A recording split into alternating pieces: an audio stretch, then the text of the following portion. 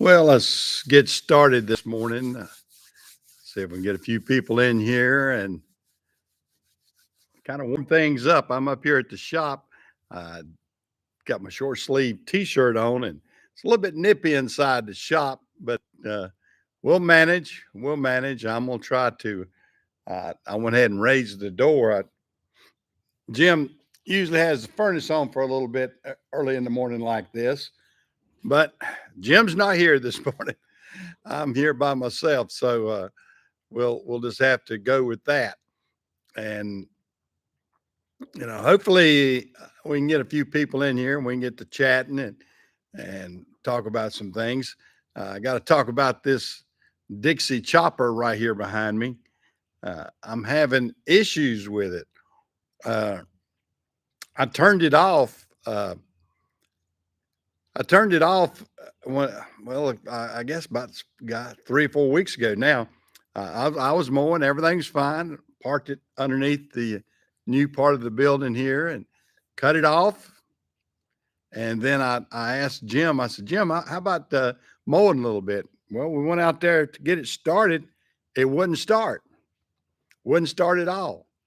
And I said, well, what's going on? And I thought, well, maybe one of the sensors went bad. So Jim and I started checking all the sensors. Couldn't find anything. We've gone through seat sensors. We got the handle sensors. We've got we've got oil sensor. I'm trying to think what else we did. We went through everything. Of course, now we've added fuel. I mean, we tried to start it with ether. It won't start with ether. So we think it's an electrical problem. I mean, it's getting fuel up to the injectors. I mean, all that sort of stuff is working good, it seems like. But we can't get it to start. So we are baffled right now, trying to figure out what's going on with this Dixie chopper. So if there's anybody out there now the difference between my Dixie chopper and a lot of others, mine was a little bit different. They didn't make as many of these because this one has a 3-cylinder Caterpillar diesel engine in it, and it's a powerful little engine, but we can't get it to start. We cannot. It baffles us right now. We cannot get it to start. I'm gonna have to get somebody with a little more brains than I've got, or or that Jim's got. I'm gonna have to call in one of my experts and see if they can figure it out. Because right now, uh, I'm not. I'm not. It won't get any. I'm thinking the electrical part. There's something that is stopped on the electrical. Hey, Blake, how are uh, the fuel? I have not. I don't. Do you think it has it got one of those? Oh, it's a 3-cylinder cat engine on it, and you think that may be the problem? Is a fuel shut off solenoid? I wonder where that's located at, Blake. I mean, you're a smart guy too. Um, I'll have to double check that and see. I the biggest problem I've got with this is the fact that there's not a lot of documentation from Dixie Chopper on this particular model because they didn't make that many of them. This one's big. Like I said, uh, it's a 3-cylinder Caterpillar diesel, and they only made just a few of those, and I bought one. I mean, the machine's about 10, 12 years old, but it's a great one. It does a great job. I don't have that many hours on it. Probably 400 hours on the machine, maybe, or maybe a little bit more. I don't know. But I mean, the engine, when it runs perfect. It's just the fact that we shut it off and then bam, under the carb bowl. Okay. All right. Well, I'll double check that. And, you know, but it's just one of those things that just puzzles you when we like I said, we check the seat sensor. Oh, your little crusher has the same issue, huh?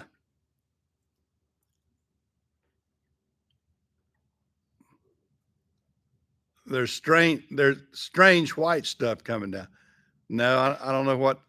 Hey, Bull of the Woods. No, Mr. Briggs, what are you talking about? I don't. I'm not following on that. Yeah, top of the day to you too. Um, yeah, it's like I said. I mean, we don't have any leakage or anything of anything, and we've changed. We had a couple of small inline filters, and we've changed those. It's cold. What do you mean? Is the engine cold and wet? I mean, I, can you give me a little more info on that, Mr. Briggs? Um, uh, but we're trying to we're trying our best. Like I said, we're doing everything electrical. Okay, you've got two Dixie choppers. Yeah, I know it. Well, and that's the thing. Yeah, but just for safety's sake. Now, and the handbrake, we checked it too because if you got the handbrake pulled up, we can't. It won't start. Now they'll turn over, but they won't start. And so I said, well, let's check those sensors. We've checked those. All those seem to be working. Uh, but snowing there, wow.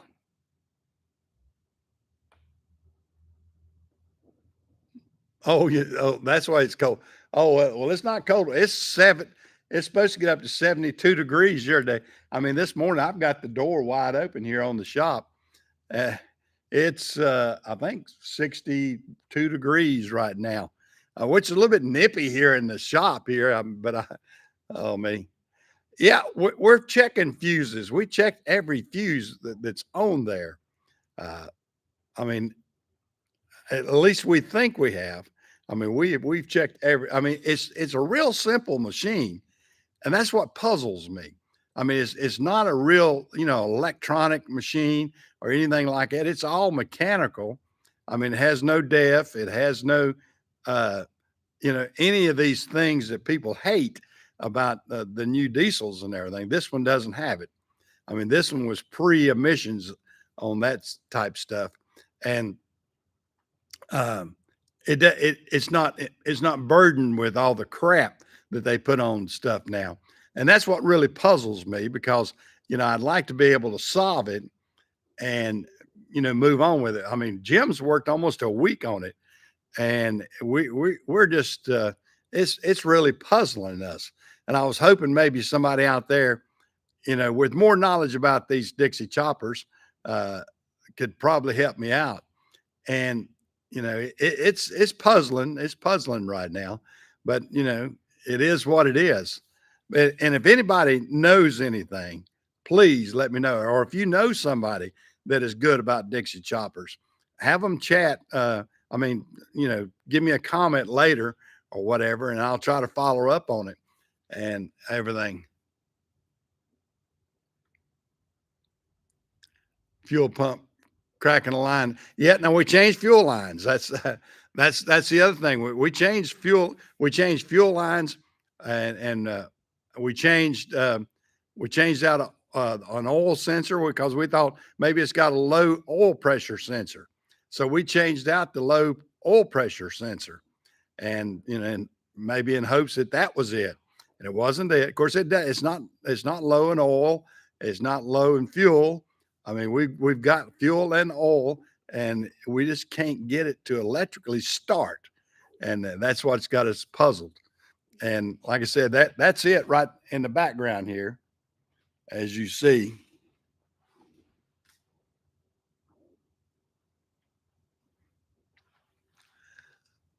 Well, we may have to prime the. Well, I mean, it's getting fuel up to the injector. Are you saying maybe we got air in the line? Maybe we do.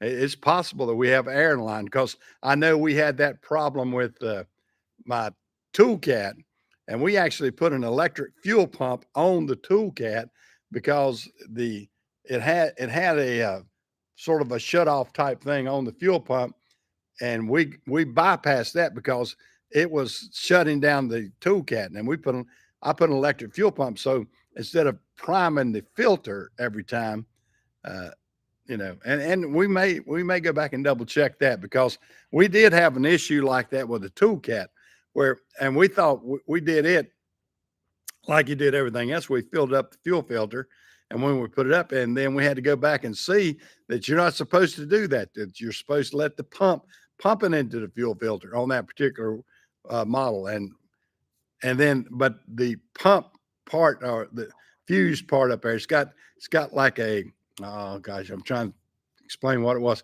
Anyway, it was getting old, and so we bypassed that and put the electric fuel pump. So now when I put a fuel filter on it, I turn on that electric fuel pump and let it pump first, and then it goes fine.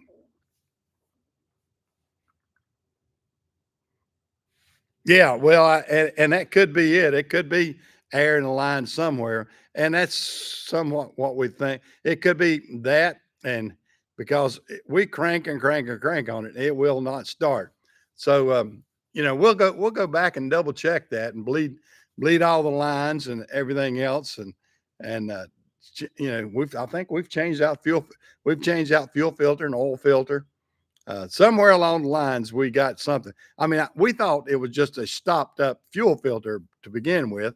And I think we changed that immediately, and filled it up and all that. But yeah, it could be a situation like it is on our tool cat. No, we couldn't even get it to start on start. It wouldn't start on starting fluid. That's what made us think it was electrical. I mean, we shot it and it almost locked up the engine. It's real sensitive, and we would throw a little bit of ether, and we couldn't get it to start on ether either. That's what made us say, well, it's not fuel, it's electrical, and that was our assumption on that.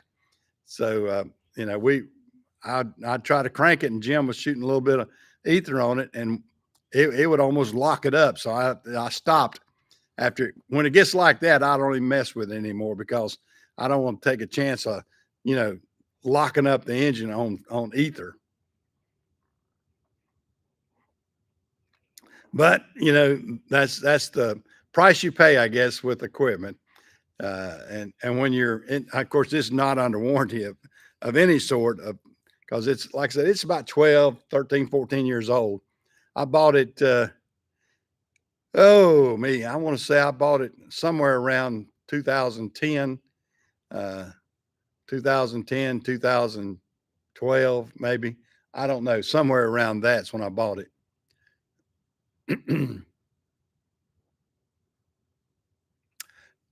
Well, when you turn the key on, you can hear the fuel pump running. I mean, you can hear the fuel pump running. I mean, I can let me walk over here to it, and we will let you hear. I will give you firsthand knowledge of what it's doing here. We will. Let me put the seat down. Wait, the key's on the other side. Wrong side. Wrong side. And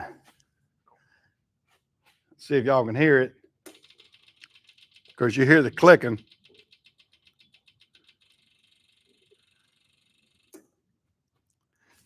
So yeah, you hear the solenoid clicking. I guess you heard it.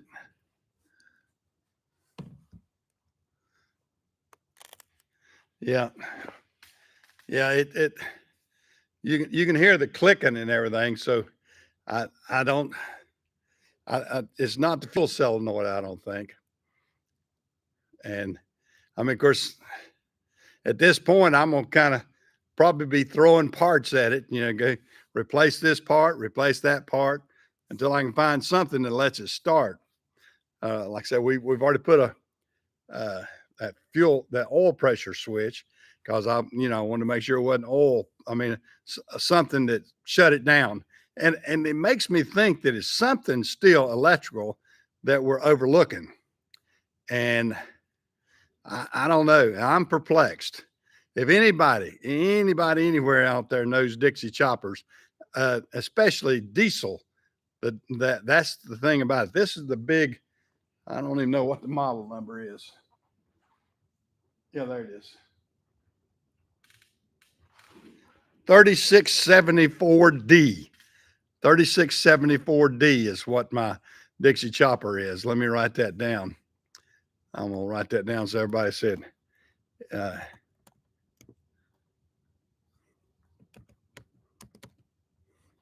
it's a 3647D with a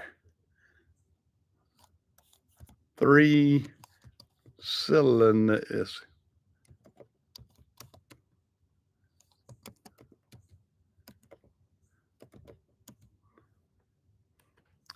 There's what it is right there. A 3647D with a 3-cylinder cat engine. So if anybody out there knows anything about them, please make a comment on there. Or if you know anybody that's good at those things, make a comment and help me out if you can, because boy, it is a puzzler right now. I mean, like I said, we're going on our second week of trying to do problem solving on this. Jim worked on it all week last week. Of course, he worked on a few other little things, but he put a lot of time on this trying to solve it, and we have not solved it. It makes it's one of those pull your hair out if you have any hair situations. And I don't have much hair to spare, that's for sure. But you know, we do what we have to do. We do what we have to do. Otherwise, I've been working hard outside. I've been working on my bulldozer.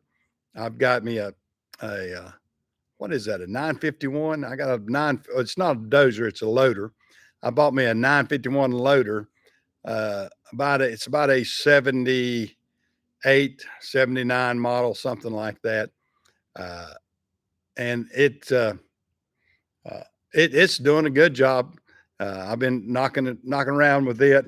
It's loud. I need to put a muffler on it. I'm already deaf, and I wear hearing aids already. And of course, when I'm using it, I have to wear earplugs and ear muffs because it is so loud. It'll have your head ringing in just a few minutes after you use it because it's so loud.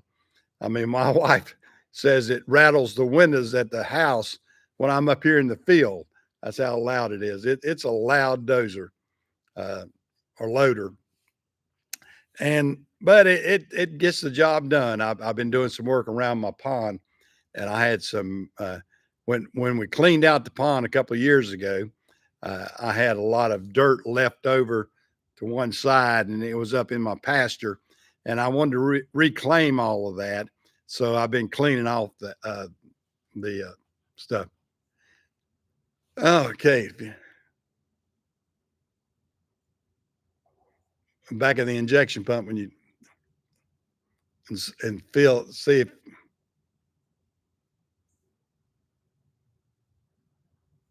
okay. Well, we'll try that, Blake. I really will.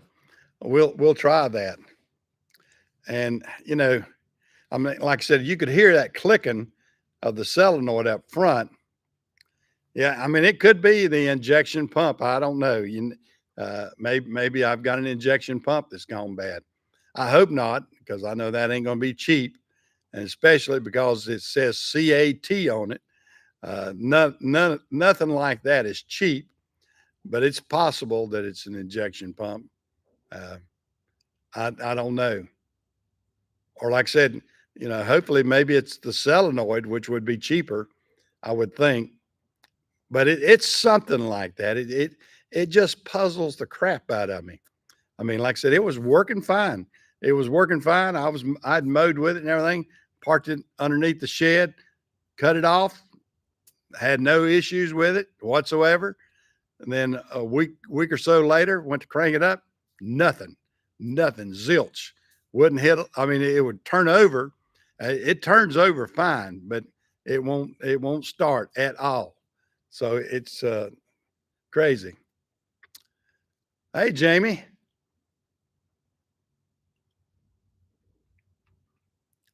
Oh, you're saying it wouldn't be the pump, just the solenoid on the back of the pump. They always go bad on John. Okay, well, maybe so, maybe so. Like I said, it's doing the clicking part. You could hear it click up there. That's what I thought. But I'll do that. We'll check that, and maybe we can solve it. And if we do, Blake, I'll give you a thumbs up, and I may have to send you a care package or something, Blake, if that's it.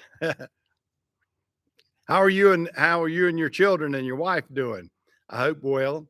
I know you. I see you every once in a while out there, and looks like you're staying busy and keeping those dump trucks rolling. And you're not complaining as much as your neighbor to the north is. Of course, he hadn't been on there much. He gets he's I've noticed he's gotten back online a little bit, but he he is what he is. But Justin is going to complain if the sun is shining. You know,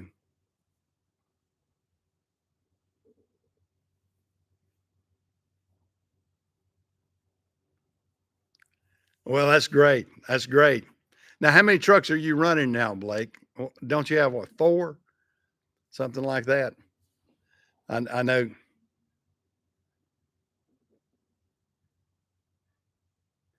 Yeah, yeah. Now there's Jim. Jim just jumped in. Yeah, I told him it didn't run on starting fluid. And Jim, did you see what he said? Blake, who's also has a shop and trucks and everything, he says we need to check the solenoid on the back of the pump. Uh, he said, now what was it you said, Blake? We need to get somebody to, as we turn on. If you noticed up there, he said uh, that solenoid is real bad on John Deere Gators and a few things like that. So maybe we need to have we checked that, Jimmy? See, this is Jim Curry that's signed in this morning, guys. Jim, my right hand man. So that James Curry there is Jimmy, who I'm talking about, who definitely has no hair to spare. He has no hair to spare when it comes to pulling his hair out about this situation. So we're all looking for help on this. It's one of these crazy situations. We're trying to we work on this, everything you can think of. So yeah, we'll have to try that solenoid and check it out, and we're probably going to have to see if we can pull us a manual on that particular engine from Caterpillar. I don't know. Because Dixie Chopper has no information. Jim has been working hard trying to get the information on that particular unit, and we Dixie Chopper has, of course, Dixie Chopper was sold during the situation. They were sold to another company, and I don't know who owns it now, but when the original people that built Dixie Choppers, when I had this, I think they went bankrupt or whatever, or had to sell out. I don't know if they went bankrupt, but they sold out, and another company owns and builds Dixie Choppers now, and they don't build this diesel anymore. I wish they did, and I wish they had some more information. The three-cylinder diesels are notorious for solenoids on the back of the pump going bad. If it's not that, the only other thing he can think of is force bleed the air out of the fuel system. Okay, that sounds good, Blake. Yeah, I mean it's a simple engine, and it's not that. I mean, it's like I said, it's the engine's it's 10 or 15 years old. It's at the right sweet spot that I like because uh, it's right, it's before the government jumped in there and started putting everything electronic and putting DEF and all kinds of extra sensors and everything else on it. This one does not have that. This one is, it's plain and simple engine, mower deck. The the biggest issues we have, like I said, seat sensors and the arm sensors are only electrical connections, and like I said, maybe a low pressure oil switch, but that's it. And very few fuses. I mean, it's a simple machine. It is not all this electronic crap that they're putting on mowers and loaders and everything else now. It doesn't have any of that. It's basically just that big engine in the back and the mowing deck, and that's it. And everything else it's mechanical as it can be. I mean, well, it's electronic fuel injection, I guess, but the rest of it's uh, you know pretty pretty simple. But we'll get Jimmy on it. Jimmy, he gave it a thumbs up. He's gonna check those things tomorrow, and he appreciates everything. I mean, if we put some good heads together out here, which I know we've got here on the channel, it's great to be able to communicate with people and maybe get some feedback because you know we're not the world's greatest mechanics. We're like everybody. We work at it, and we do what we can do.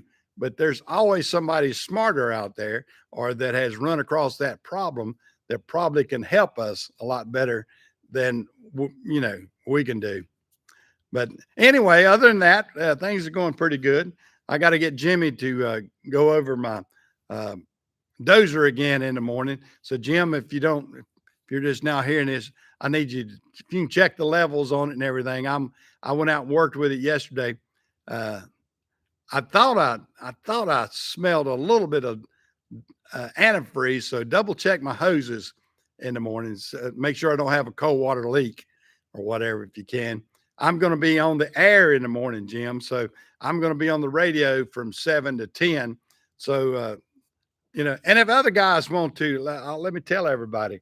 And if you want to listen to me in the morning on Juke and Oldies, let me tell everybody this.